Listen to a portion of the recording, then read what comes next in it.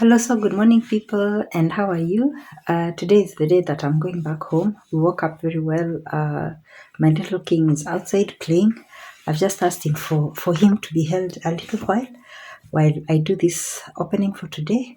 Welcome to my channel. My name is Josephine. My channel is just about my life. My life is a different kind of ordinary. I'm a very ordinary person. I'm a mother, a grandmother, a sister, a friend, and I'm ordinary, but I just do things very, very, very differently. So yesterday I went to make my hair. I still have to get how to style it completely, but I like how it is, and it's very light. And then in the evening it gets warm. I think it absorbs heat, so my head doesn't feel cold. One thing about me, you always see me in headgear. It's because I don't like my head feeling cold, because of my upcoming age, and also because I think if your head gets cold, it's very easy for your body to get cold. So good morning from wherever you are, good afternoon, good evening, or have a good night if you're about to go to sleep, and thank you for coming to visit my channel. Today I'll be traveling back home, which means I'm going to commute 2 times. From here to I'm not carrying a lot of luggage, so from here to my first stage I'm going to just walk. I'm in the routine of keeping myself a bit fit, so I'm going to walk. And then I get into the city center, and then from the city center I'm going to take another matatu going home.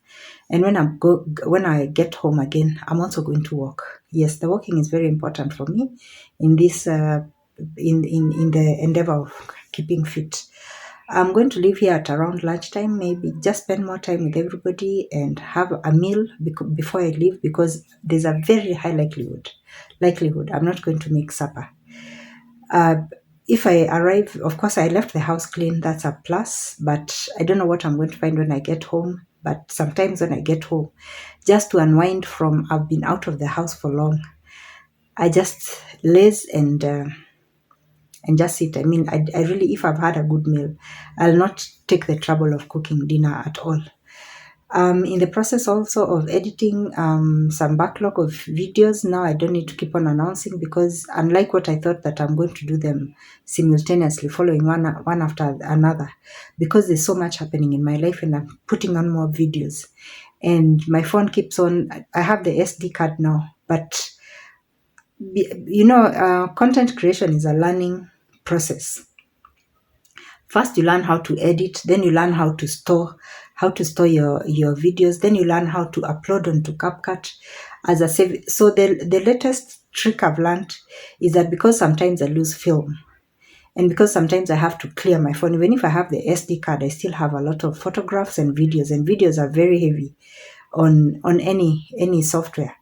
So what I do, I've learned, is that I upload videos continuously as I move on. And now, no, I didn't do that with the previous ones that are pending.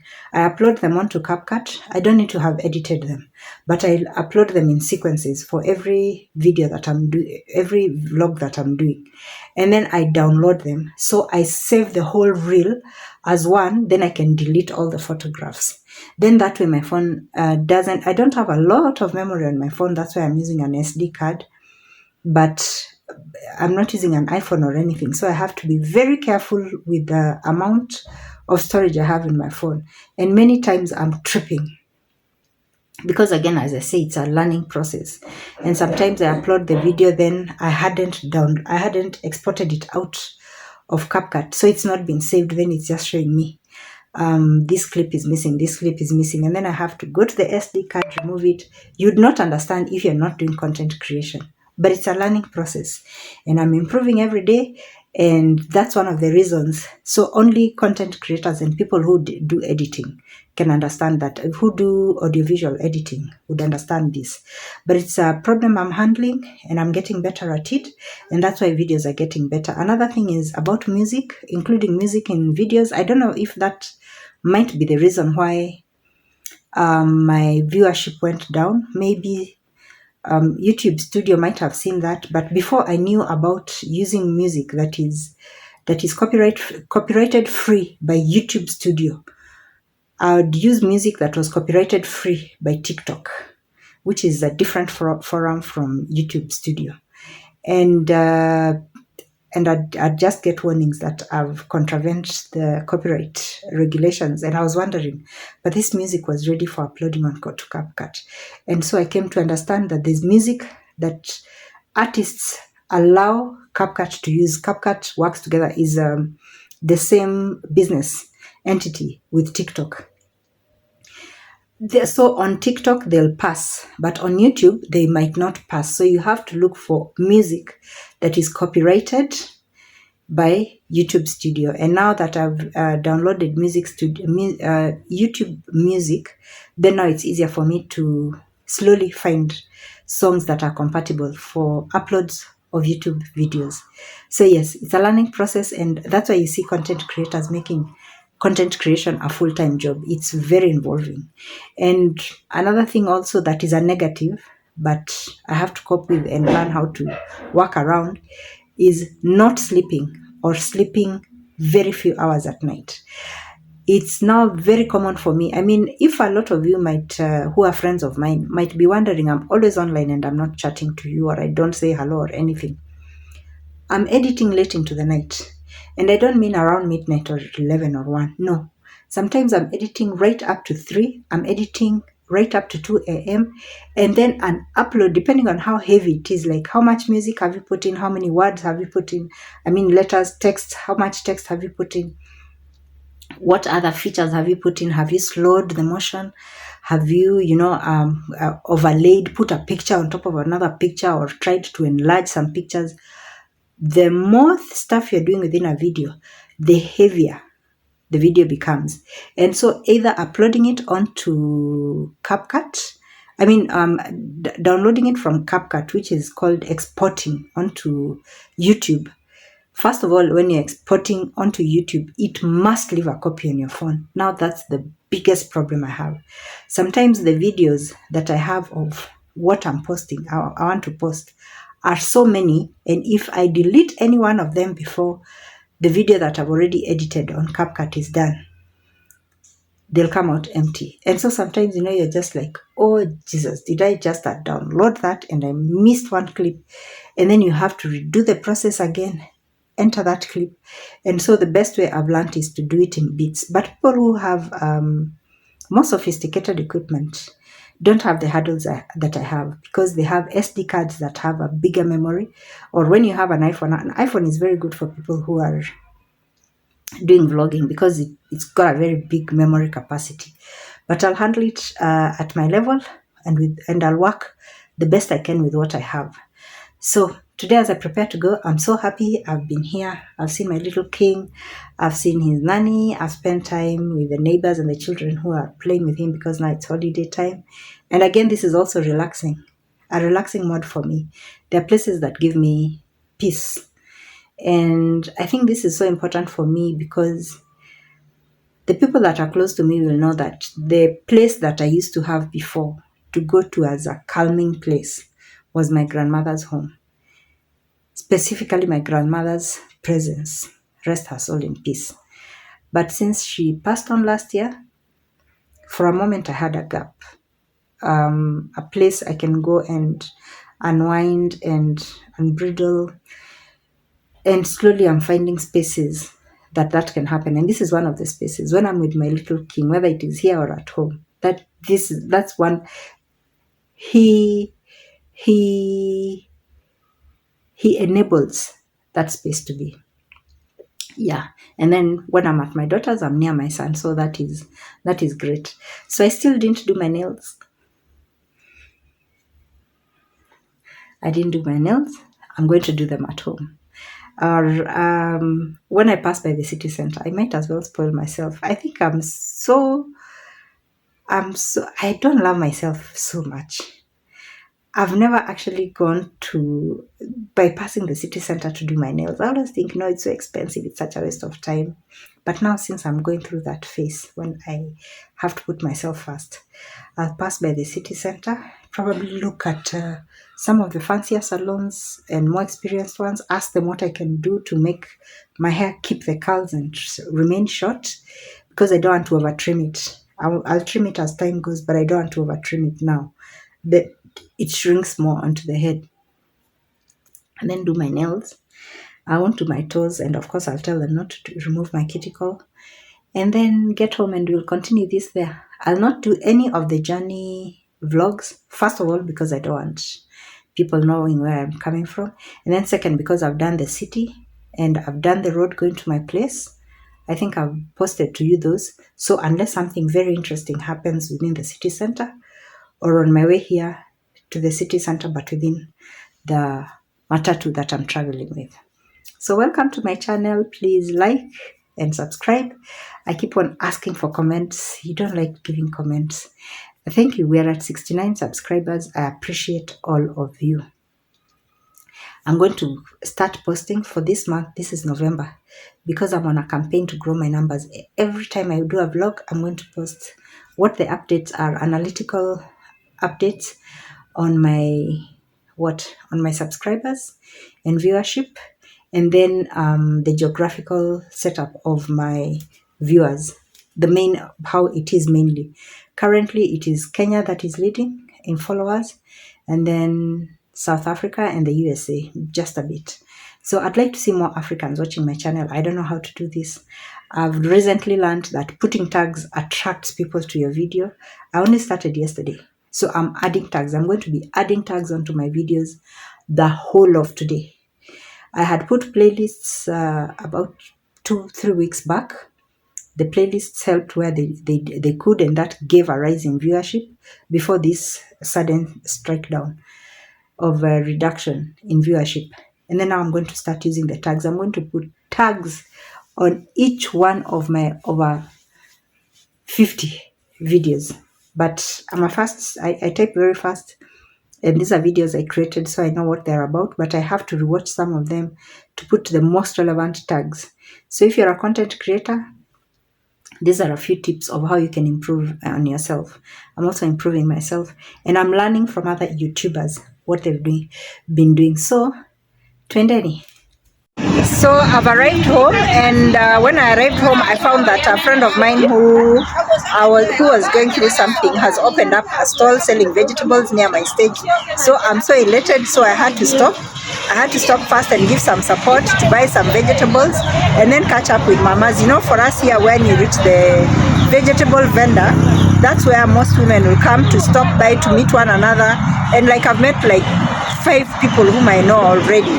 So I've decided I'll stop by here for a while, catch up with her, catch up with the other people whom I'm meeting here, because I also haven't seen them in a while. And then I'll probably take a boda boda, because I added more things to what I had. I was already carrying some baggage, it wasn't a lot, but I've added some vegetables. So I'll get a boda boda coming from here. But now this means that in future, when I'm coming to my usual stage, you know, the usual stage that I show you, when I'm coming to the stage, if it is after 11 o'clock, that is when kibandas or the small kiosks are open, I'll be stopping here, because now I have a friend who is at the stage. I'll be stopping here, and then depending on the time, of course, you know, I have to make a stop at my samosas, the samosa guys. So I have now 2 places where I'll be stopping at this stage.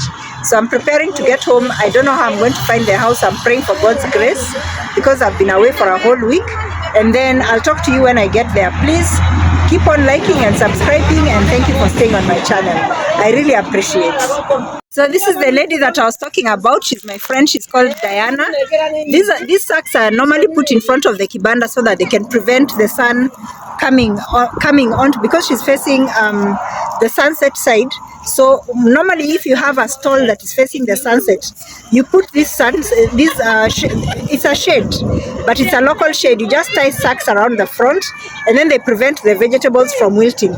So this is what she has. She has tomatoes, she has onions, she has mangoes, she has vegetables. Most of the vegetables are from her garden. She's very, very hardworking. So this is what the kibanda looks like. It has the sacks now are tied to prevent the sunshine, and you can see it's on the road. This is where I'll be passing. You see, this is just next to the stage. So I'll normally be coming here. The hair is wind-swept. That's why I was saying that I'm going to find something that can control it, something that can hold it down, either a mousse. I was told a mousse, but I know there's a way that I can recurl the hairs and make them able to settle better. So I'll talk to you when I'm at home. Good morning, everybody. Yesterday I arrived well. but I just got busy in the house and I wasn't able to vlog, and then I slept early. Today, being on a Saturday, I'm going to a function. My sister is getting commissioned into the Catholic Church, Catholic Women Association, SWA, we call it SWA. And so my sister is getting commissioned into SWA, and so Catholic Women Association. And so I'm going to join her in this great moment of celebration. So I'm traveling again across town. I'm going to get into town and then take another matatu and go to Langata, the place where I grew up. Coincidentally, yesterday I met someone whom we grew up in the same estate, and we had so much catching up. I'm going to give you a bit of tips of what we discussed, and oh my God, it's so nice catching up with people you grew up with, who know the same friends, who know the same families, and then getting to get the catch up years later. It was a bit saddening, but I was so glad for meeting this person. So I'm going to talk to you later. Let me go. The function is supposed to, it starts very early, 8 o'clock. I can't be there for the 8 o'clock because that one is just church service and everything. But now for the main celebration is around 10 o'clock. That's when I want to be arriving there. So see you, let's go. So I've decided I might as well give you a catch up of the meeting I had with this old neighbor while I'm walking to the road, because it's quite a walk before I get there, because when I get to the function it's going to be very busy. So this person, we lived in the same estate, let me see, from when I was around, okay, I can't remember the time, but let me say that the years when I actively knew this person, now as a bigger child, maybe from when I was 12 to when I was around 15 to 17, because I went to boarding school. So then I would see people only during the holidays, and only some holidays, because it's a long story, but because I sort of moved away from the estate, but I used to come there. So this is about, we are talking 40 something to 50 years old ago. Yes, so I know this person, but I knew them when I was even younger. But now, you know, as a teenager is when you start interacting with people better than when you're a child. And when I was a child, boys were, unless they lived very near, they didn't live very near, but they lived in the same estate. Interaction with boys is so limited. Anyway, in our days, it was. So we're catching up with what the people, it was a very affluent estate. For those who remember, who've watched in some of the videos, when I'm talking, we used to live in Ngei Estate, phase 1. It was a very affluent estate. I mean, affording to buy a house there was quite something.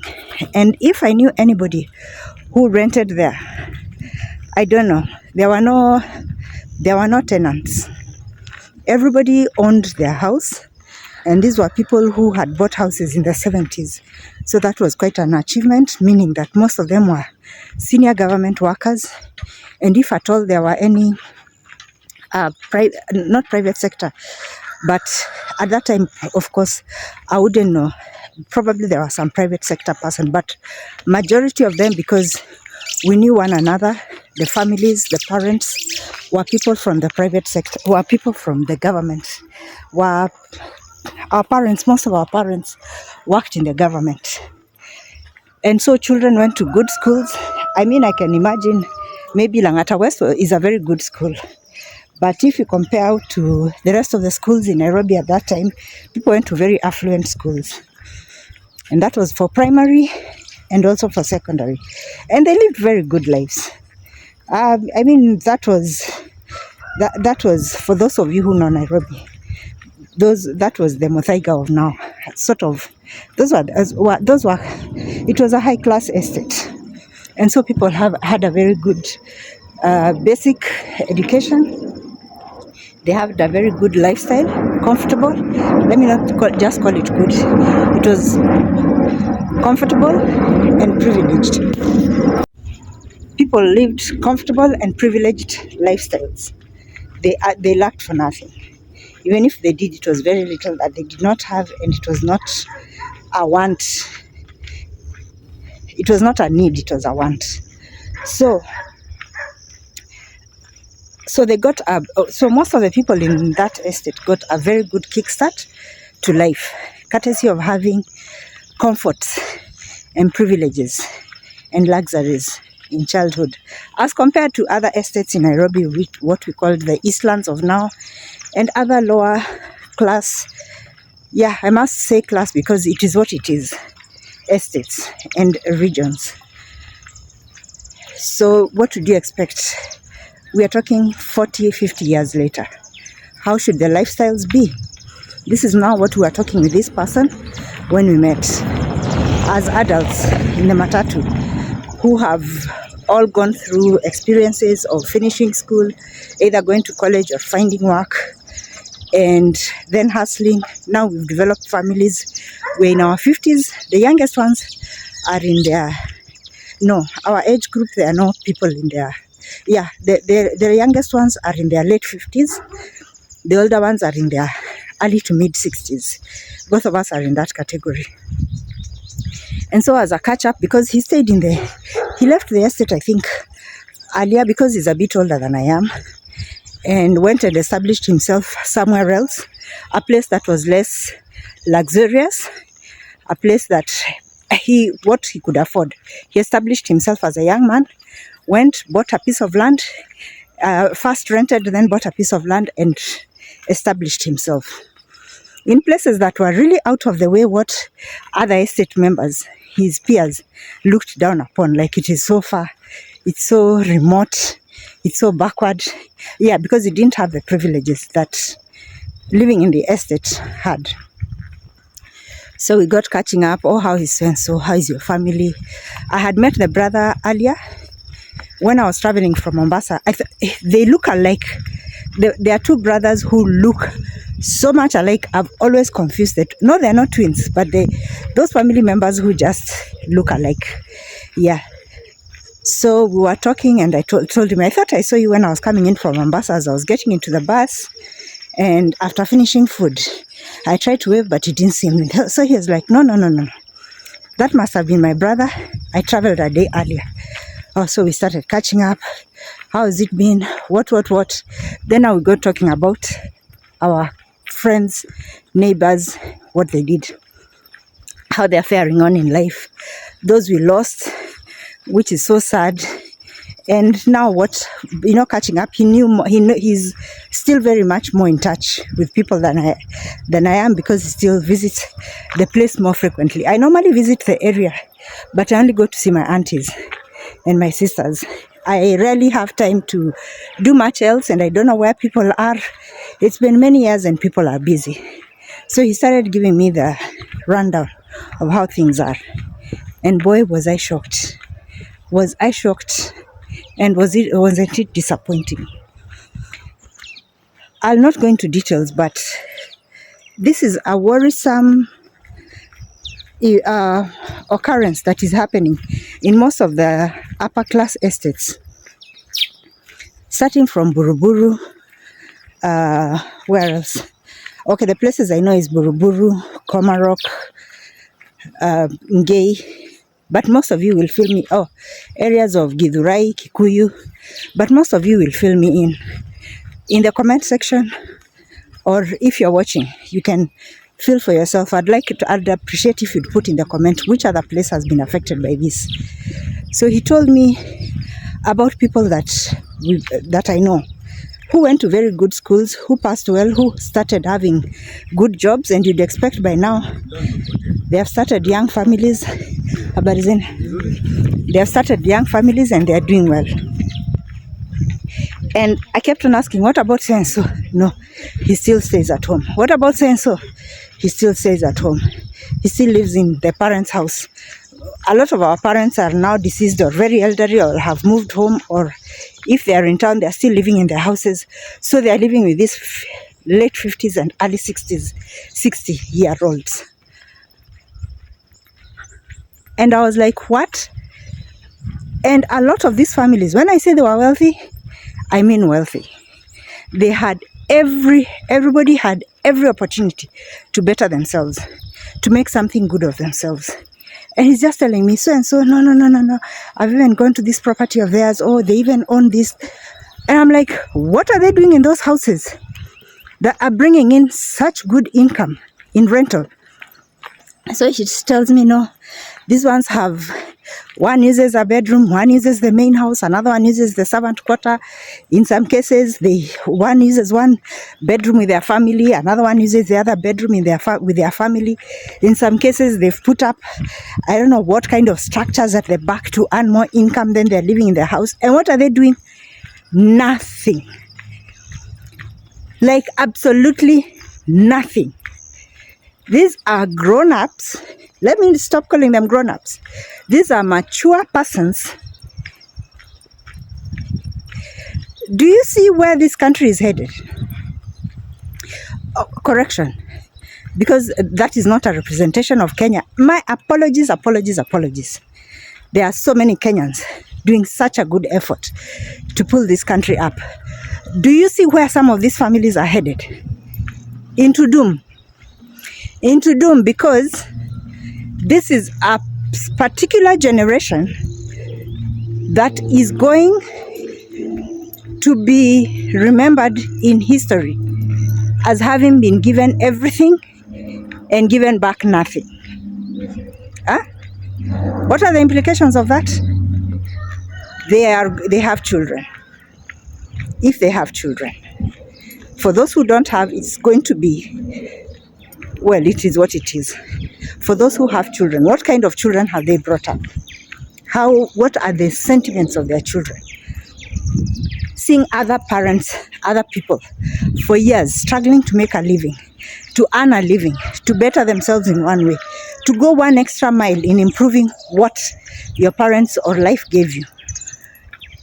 The story I'm talking about is what happens in poorer regions and in the rural areas.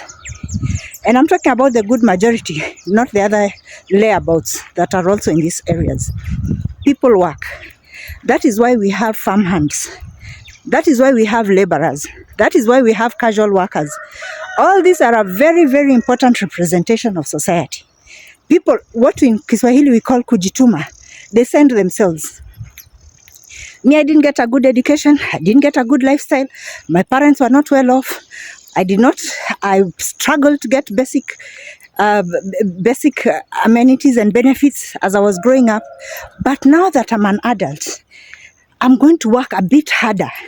I'm going to work, in fact, very hard to ensure that myself and my family and my future generation have it better. And so these people are our toilet cleaners, are our sweepers, are our cooks, are our taxi drivers, are our touts. These are people who are sending themselves and going out and working. And what we say in Kenya, kazi ni kazi. Work is work. Every work is valid and is respectable because you're earning a living. That thing of kujituma, you're sending yourself. And then you find this group of people that have been brought up in privileges. And so you're saying that from 18 years, around 18 to 20 when you left school, until now coming to your 60s, you've just found it very ordinary to go back home, eat, do ablutions, sleep, go out and walk around, and you're comfortable with that.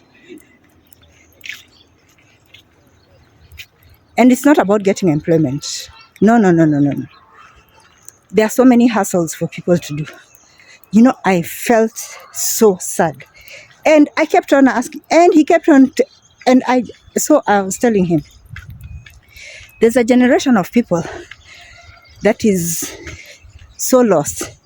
And recovery needs to be made so that we can save our younger sons, the 20 to 30-year-olds, so that they do not repeat this mistake and so that they grow up differently. Mentorship needs to be done. And even with some of these older people, they need to recoup themselves. It's never too old to correct a mistake. But what they are doing is so sad, is so worrying for their families and even for themselves.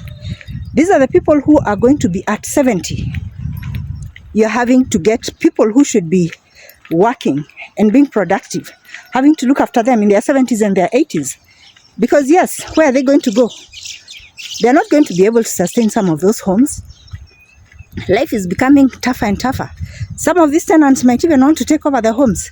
So their children or the younger generation or the following generation are going to have to step in to amend the mistakes, rent out some of these homes so that they can look after these people,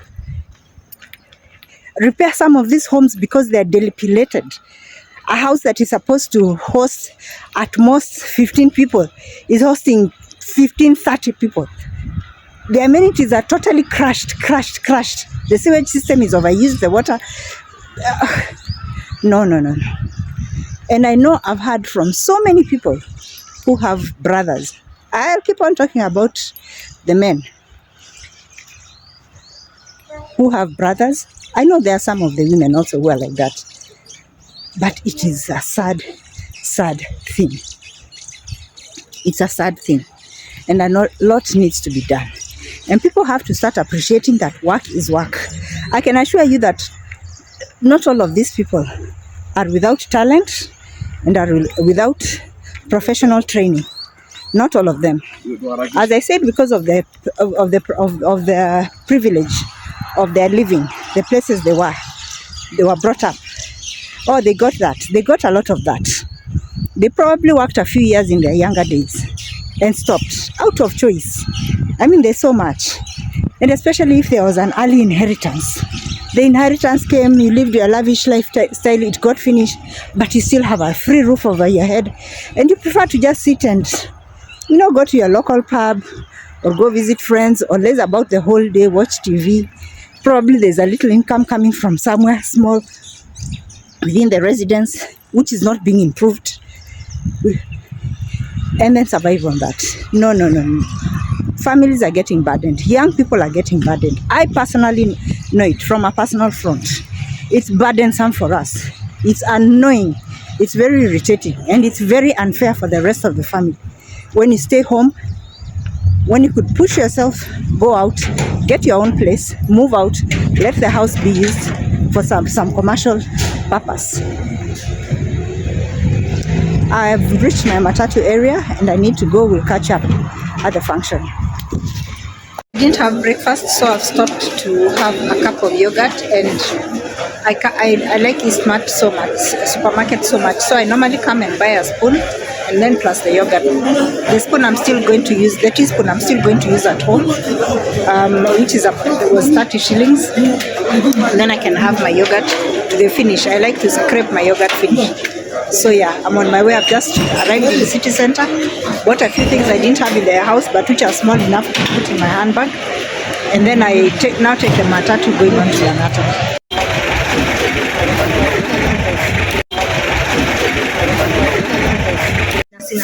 She's looking so nice. Look at the women, the way they are all looking smart. I'm so happy. I'm so excited. She came for mine. And I'm a bride of Jesus. So we are now sisters in CWA. And Mama Rosa, she's everybody's favorite and she's strong. Yes. This is my auntie. She's like my little sister, and this is my big baby. Oh me.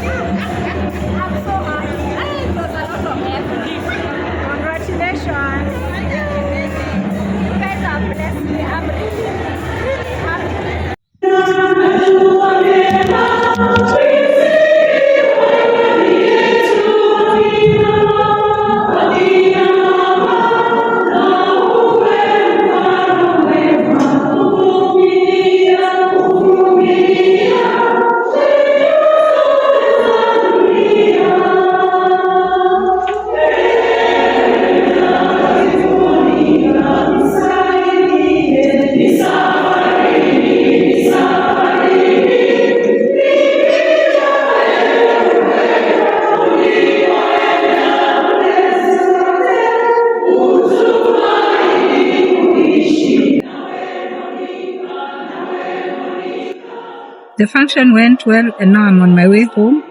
I've taken the matatu coming from Langata going to city center. Then from there, I'm going to take the matatu going home. We've just gotten to the city center. I left at 4 o'clock so that I can get home in town. This is so that because I'm going to take a boda or walk when I get to the way and it might be dusty. So I'm going to close the video here. It's been a long day. It's been a long 2 days because of shuttling across town for both of the days. Oh goodness, there's music in the background. Asante.